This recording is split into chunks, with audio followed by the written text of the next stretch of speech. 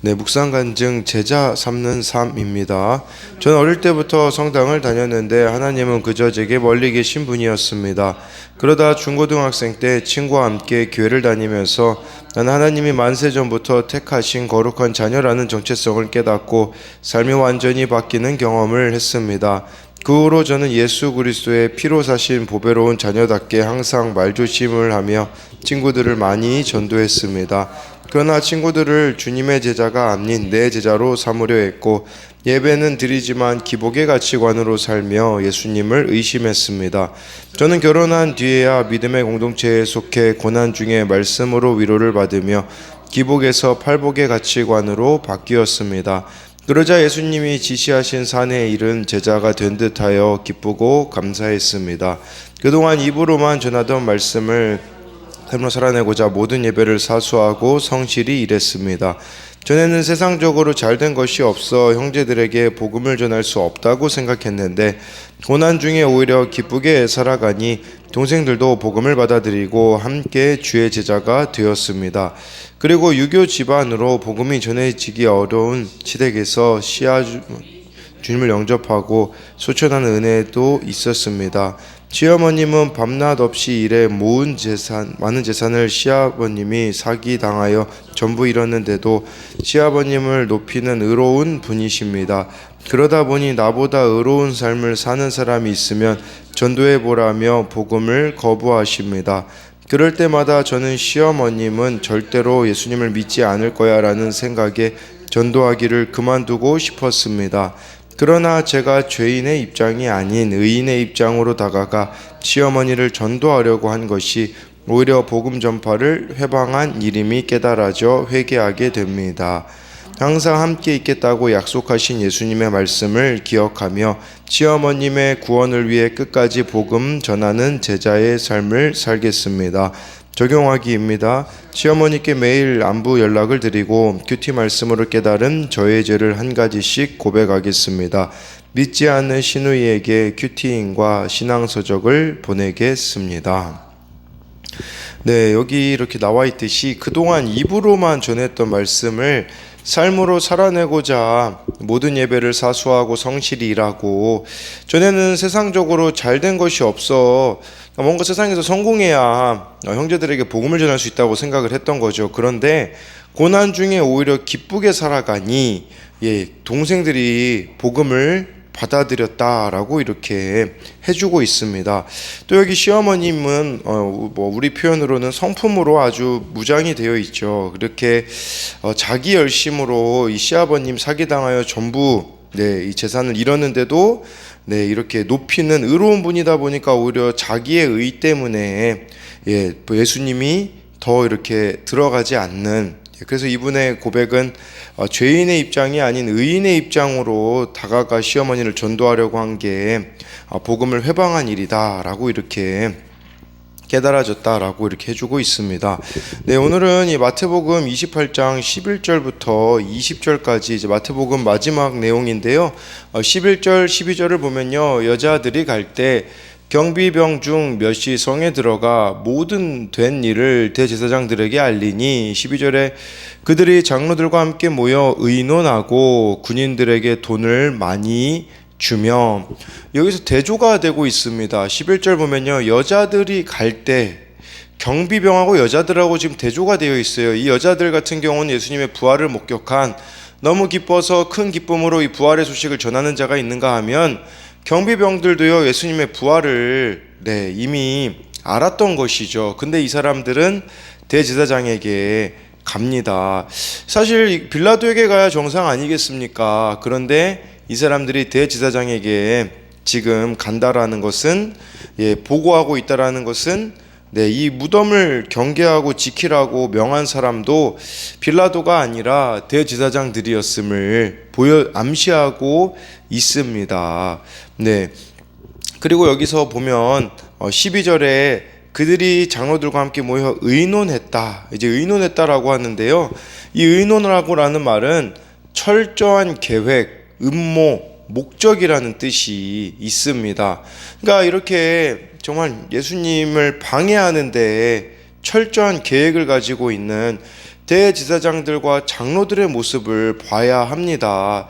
사실 우리 예수님을 누가 욕을 먹이겠습니까? 누가 예수님을 이렇게 수치스럽게 합니까? 아예 예수님을 모르는 사람들이 예수님을 수치스럽게 하는 게 아니라는 걸 우리는 기억해야 됩니다. 대제사장, 장로들 같은 경우 가장 하나님의 뜻을 분별하고 예수님이 이 땅에 오심을 가장 먼저 알아차려야 될 이 사람들이 오히려 이렇게 예수님을 죽이는 일에 하나가 되고 있는 이런 모습들, 또 군인들에게 돈을 많이 주며 돈으로 이렇게 또 문제를 해결하려고 하고 있는 이런 모습을 보십시오. 여기서 돈을 많이 주며라는 이 많이 준다라는 단어가요, 이 자격이 충분한 상당한이란 뜻이 있거든요. 그러니까 이것이 막 수량과 무게에서 쓸 때는요, 기준을 넘는 묵직한 것이란 뜻이 있어요. 그러니까 군인들의 입을 무겁게 할 수 있을 만큼 많은 돈으로 이렇게 해결하고 있는 모습들이 여기에 나타나 있다라고 이렇게 할 수가 있습니다. 그러니까요, 지금 동일한 사건을 보고도요, 한쪽에서는 여자들 같은 경우는 부활의 소식을 막 소망을 가지고 전하는 반면, 다른 한쪽은요, 이렇게 믿음에 이르지 못하고 있는 모습이 나타나 있다라는 것을 보여주고 있습니다. 그러니 우리도요, 같은 일을 당해도요, 어떤 사람들은 예수님과 더 가까워지는 사람이 있는가 하면, 어떤 사람들은 이렇게 예수님과 멀어지는 사람들이 있음을 보여줍니다. 그래서 11, 12절에 대해서도 적용 질문으로는 동일한 사건 가운데 예수님을 멀리하는 선택을 합니까? 가까이 하는 선택을 합니까? 13절부터 15절까지 보면요, 이르되 너희는 말하기를 그의 제자들이 밤에 와서 우리가 잘 때에 그를 도둑질하여 갔다 하라. 14절에 만일 이 말이 총독에게 들리면 우리가 권하여 너희로 근심하지 않게 하리라 하니, 15절에 군인들이 돈을 받고 가르친 대로 하였으니 이 말이 오늘날까지 유대인 가운데 두루 퍼지니라 라고 이렇게 말씀해주고 있습니다. 제자들이 도둑질하여 갔다라고 하라는 거, 이거 말 자체가 안 됩니다. 왜 그러냐면 이 제자들이 지금 절망과 슬픔 가운데 모두가 다 배신했는데 어떻게 이 삼엄한 경비병들의 그 수비를 뚫고 큰 돌을 옮기고 하겠습니까? 그리고요, 정예 군인과 이 제자들이 무슨 정예 군인이 있습니까?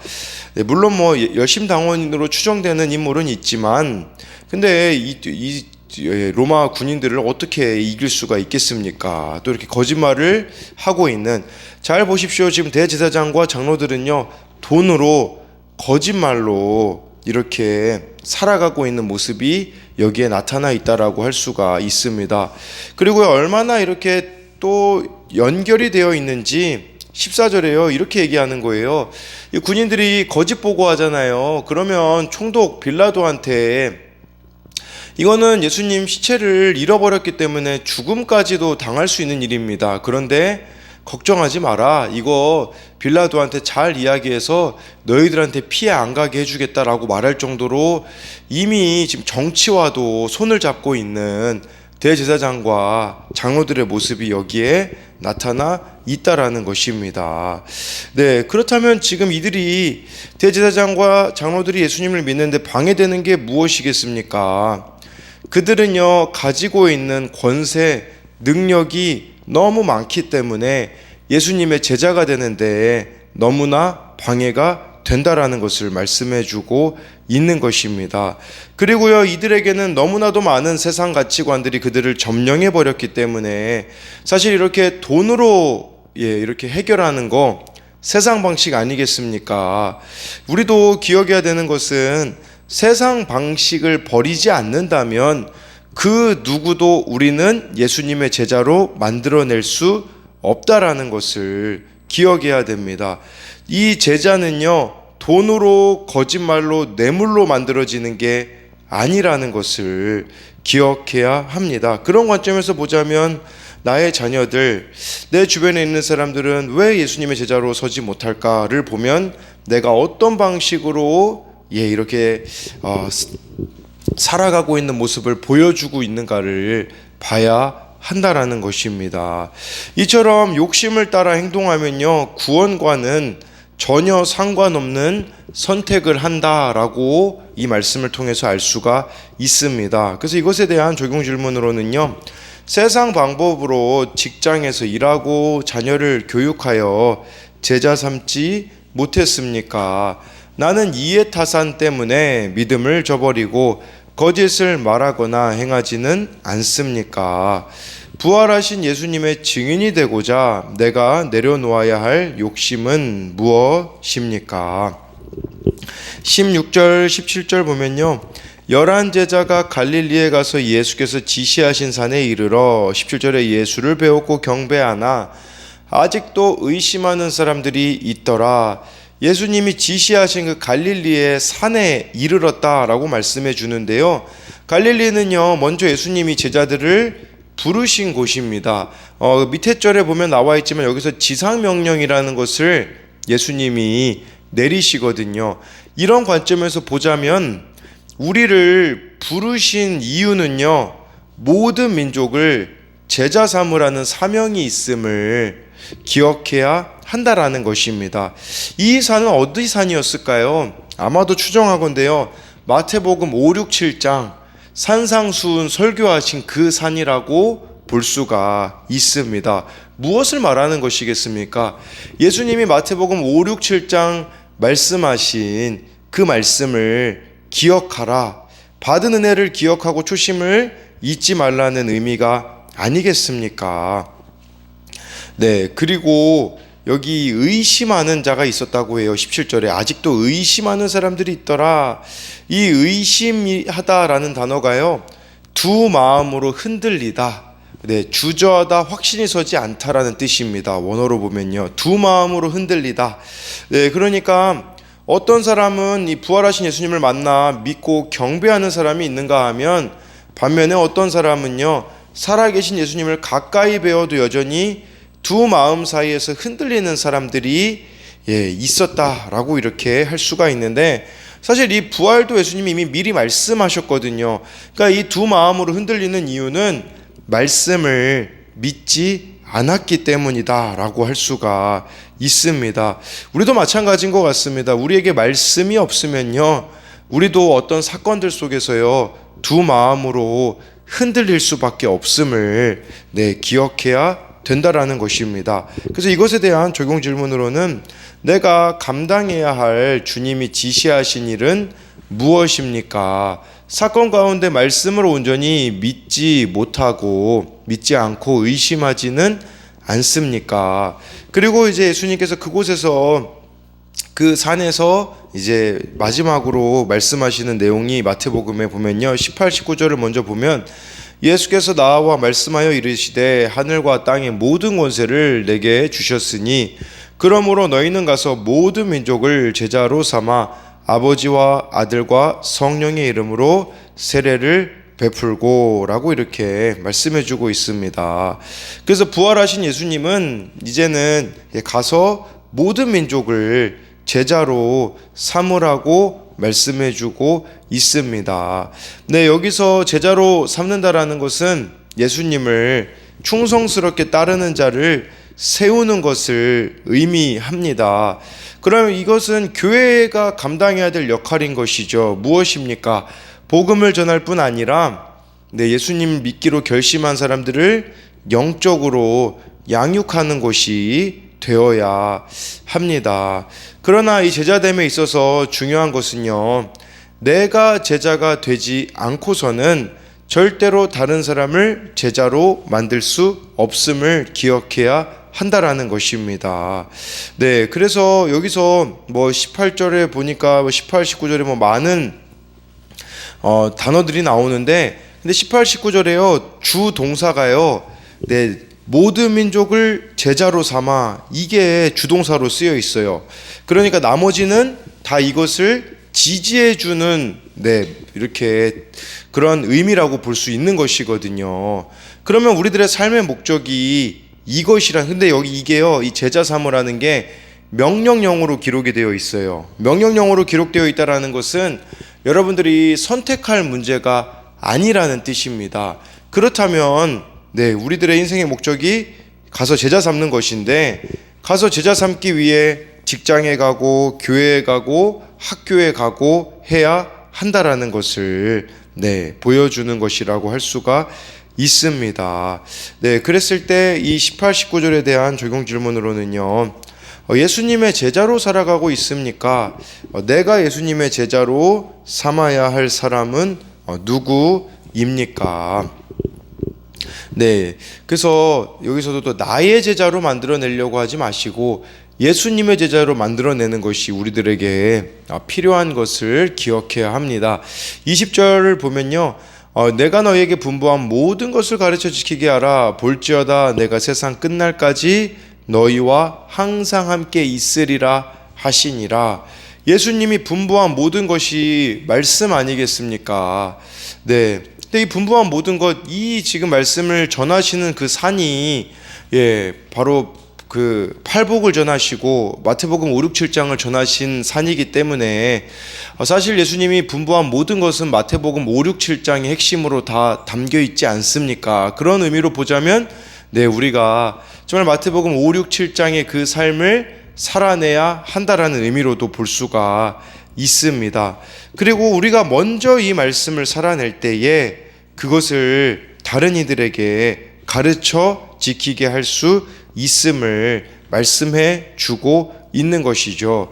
근데요, 여기 내가 세상 끝날까지 너희와 항상 함께 있으리라, 이 말씀만 따로 떼가지고 보는 사람들이 너무 많습니다. 그냥 예수님이 세상 끝날까지 나와 항상 함께 해 주시겠지가 아니라 이것은요, 가서 제자를 삼고 분부한 모든 것을 지키는 자들에게 주어지는 것이지 그냥 나의 어떤 느낌이나 생각으로 주어지는 것이 아님을 기억해야 된다라는 것을 말씀해 주고 있는 것입니다.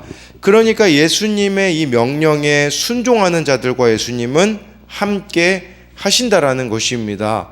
그러니 우리가 이렇게 힘든 여정에 예수님께서는 함께 하신다라는 거, 그리고 지금 예수님은 부활하셨기 때문에 우리가 그 부활의 예수님을 믿는다면 내 상황 가운데, 내 삶 가운데 함께 하시는 예수님을 믿는 것이 현재 여러분들 앞에 있는 두려움을 이기는 힘이라는 것을 기억해야 하며, 우리의 이 부르심, 우리의 이 사명을 감당하는데 지치지 않을 수 있는 원동력도 다른 데 있지 않습니다. 바로 그것은 예수님이 언제나 우리와 함께 하신다라는 이 약속을 믿음으로써 우리가 정말 이렇게 분부한 모든 것을 가르쳐 지키게 하고 가서 제자 삼는 삶을 살아야 한다라는 것이죠. 그래서 20절에 대한 이 적용 질문은요, 나는 예수님의 명령을 얼마나 지키고 있습니까? 내가 가서 주께서 하신 말씀을 전해야 할 대상은 누구입니까? 전 이 말씀이 딱 그렇게 보이더라고요. 우리가 매일 큐티로 말씀을 통해서 내 모습을 보고 또 회개하고 성령의 도우심을 구하면요, 19절 말씀처럼 가서 누구에게 이걸 나눠야 될지 여러분들이 기도하다 보면 생각날 겁니다. 이게 참 중요한 것 같아요. 내가 먼저 말씀 앞에 서잖아요. 그러면 그 말씀 때문에 내가 가야 될 곳도 만나야 될 사람도 누군지 알게 되어지거든요. 그렇기에 오늘도 우리가 이 말씀 앞에서 나의 모습을 보며 나아갈 때에 오늘은 누구를 만나야 되고 오늘은 무엇을 해야 되고 주님께서 가르쳐 주실 때에 순종해내는 저와 여러분들이 되기를 소망합니다.